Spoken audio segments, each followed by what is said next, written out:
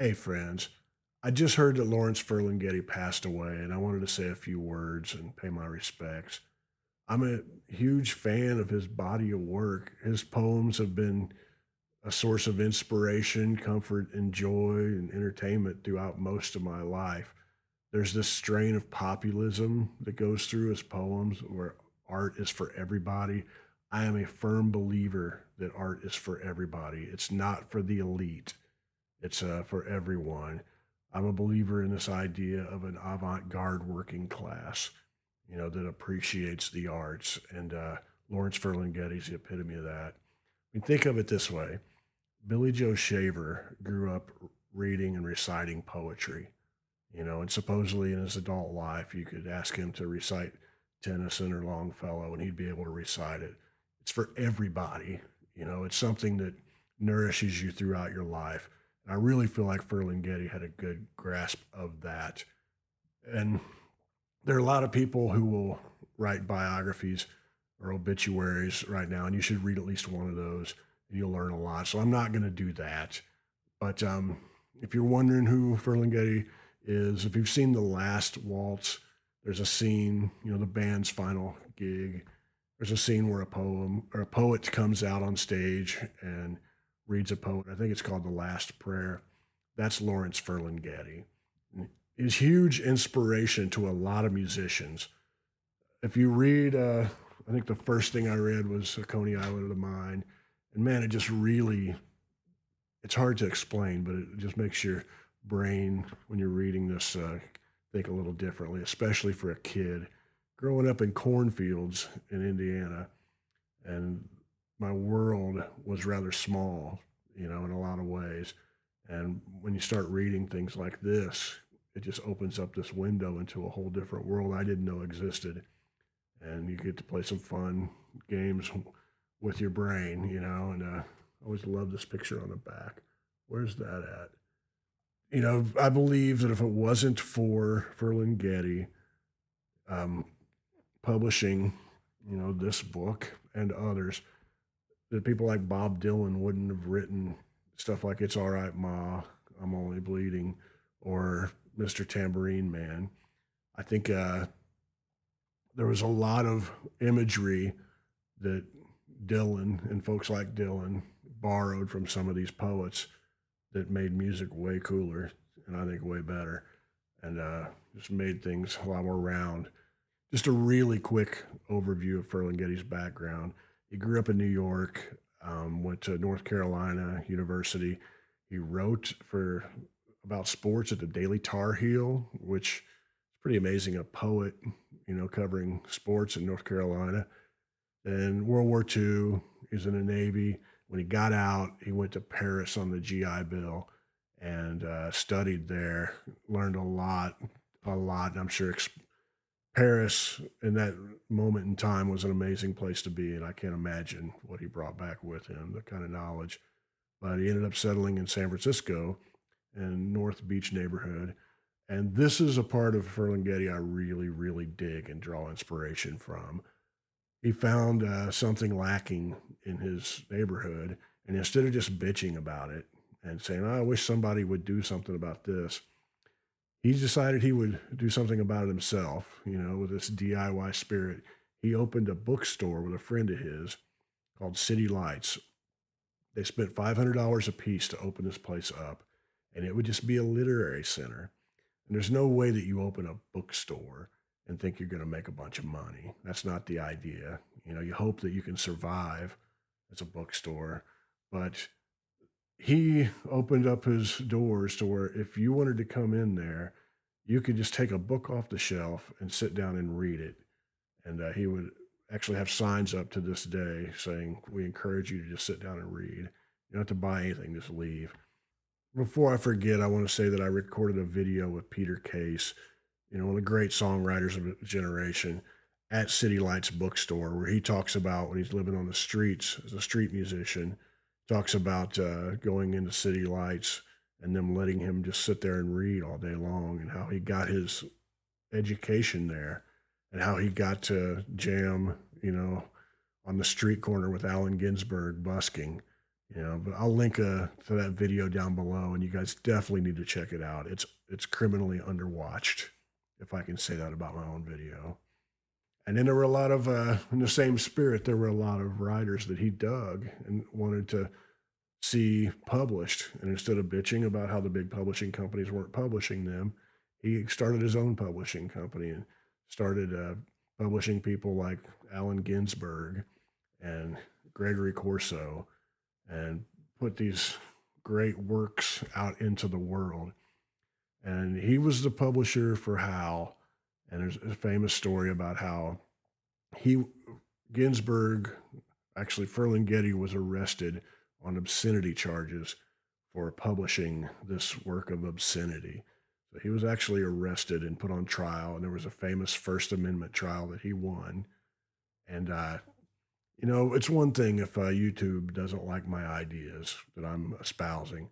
When I got onto this platform, I agreed to, if they decide to throw me off because I say something that they don't like, that's completely fair.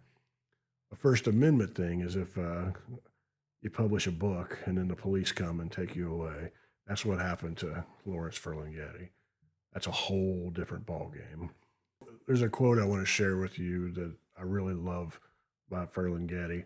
Somebody asked him advice on becoming a writer or whatever, and his answer is get up early and start typing for about 8 hours.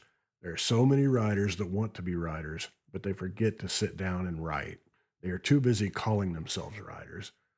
There's a lot of wisdom in that, and I love the advice is not business advice or whatever. It's just do the work. That's a very populist working class way to look at it. The last thing I want to share with you guys was back in 2000, Ferlinghetti was a guest speaker at Butler University here in Indianapolis. And it's my old neighborhood where we used to live back before we moved to Nashville, and then moved back. But he was the guest speaker there at Butler. And they put him in a hotel downtown in a very bland area. And Indiana has this really rich cultural history. And there's a lot of cool things happening right now. And there were a lot of cool things happening in 2000. But, when he showed up on a plane, this is the way touring is. You end up in a hotel somewhere in a very bland area. And he was in a hotel by this mall downtown. And he decided to write a poem about that. Now, when I'm going to read this poem for you guys, but I want you guys to know it's amazing that Lawrence Ferlinghetti, this guy from San Francisco, knew about this great cultural history of Indianapolis. He knew that this is the land of Wes Montgomery, of Madam Walker, of Kurt Vonnegut, Eugene Debs. There's this great history, this radical history that took place, and he knew about that in the Granger movement. So he'll reference that a little bit. But he decided to write a poem that day, probably like he did every day. And he ended up reciting this poem, about the things that he saw that day on stage at Clues. Now, later, this poem, a guy that was there wrote for a local poetry magazine. It's kind of a zine, a self-published thing. It was called Plop Plop. And I think this is great. But he contacted Ferlinghetti and said, man, I'd like to publish that.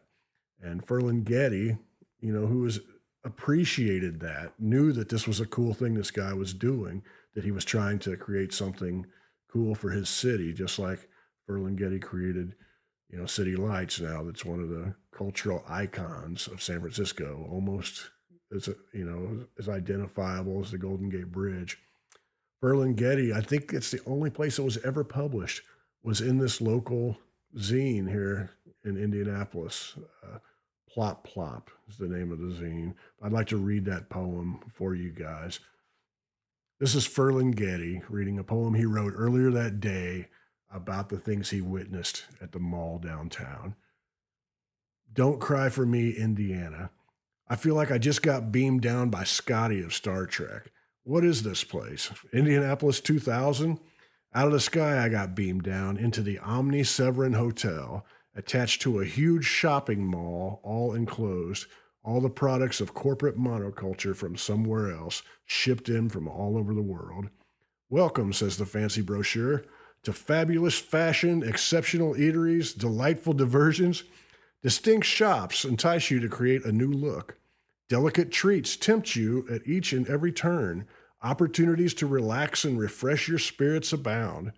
With ample parking and enclosed walkways, department stores, women's fashion, back home, Indiana, Brickyard Authentics, Field of Dreams, Warner Brothers, Studio Store, the Franklin Mint, Sunglass Hut International, all for sale, including a 3 foot plaster Venus de Milo, only $3,229, a $1,300 suede jacket, persuades me not, a huge window of styrofoam breasts covered by flaming red lace brassieres, promise of pneumatic bliss, citizens walking by panting.